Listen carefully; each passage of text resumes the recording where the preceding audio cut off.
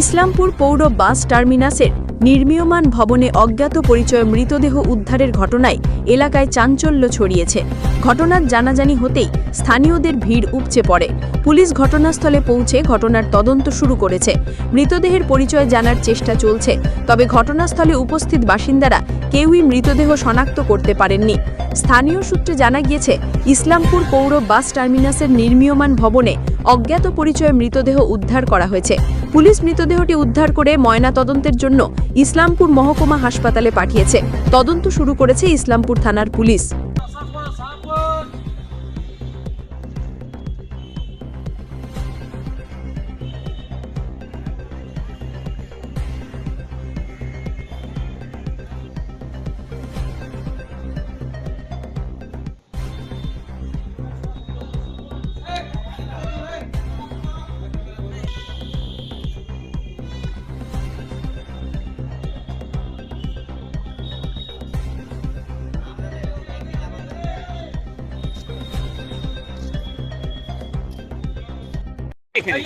আমি জানি না, আমাকে উপর থেকে ফোন করলো থানা থেকে, বাস স্ট্যান্ডের উপরে একটা বডি মোড় পড়ে আছে।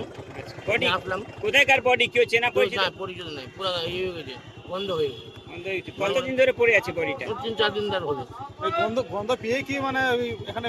হ্যাঁ, ওটাই হলো। আমাকে থানা থেকে ফোন করছে, আমি আসছি। বয়স কত হবে? অনুমান মোটামুটি 25-40 হবে। মহিলা না পুরুষ? পুরুষ। কোথায়কার কিছু জানা যায় না, না? এখনো কিছু জানি না। পুলিশ এটা এসেছে? কোন জায়গা? আর পুলিশ আছে, এটা বাস স্ট্যান্ডের উপরে, কয় তলায়? স্টেশনের উপরে, 2 তলায়। দুতলায় ছিল।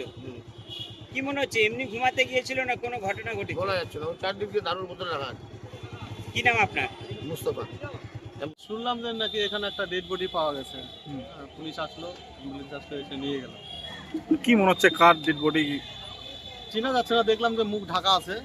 মুখটা এখনো খুলেনি, তো বললে হয়তো বোঝা যাবে। এখানে কোথায় পাওয়া গেল? এখানে যে দোতলাতে এখানে এখানে শুনলাম যে এই নির্মাণ ঘরে। মানে এখানে কি নিয়মিত কি থাকে কি মানে এখানে? দেখেন, আমাদের একটা শেল্টার ফর হোমলেস আছে, যেটা আশ্রয় বলে পরিচিত। আমরা প্রতি মাসে নাইট সার্ভে আসি। তো নাইট সার্ভে যখন আসি তখন দেখি এখানে অনেক লোক মানে নেশাগ্রস্ত হয়ে এখানে শুয়ে থাকে। তো এই নেশাগ্রস্ত করে এইভাবে ঘুমায় থাকে, কোথাও কি পুলিশের নজরদারি অভাব রয়েছে কি? অবশ্যই পুলিশের কাছে আমরা যখন ইনফরমেশন করে পুলিশ আসে, পুলিশ এসে এগুলোকে তাড়িয়ে দেয় বা আমরা নিজেরাও তাড়িয়ে দিই। এটা কোন জায়গা? এটা ইসলামপুর বাস স্ট্যান্ড। আমার নাম আমার নাম বচ্চন মন্ডল।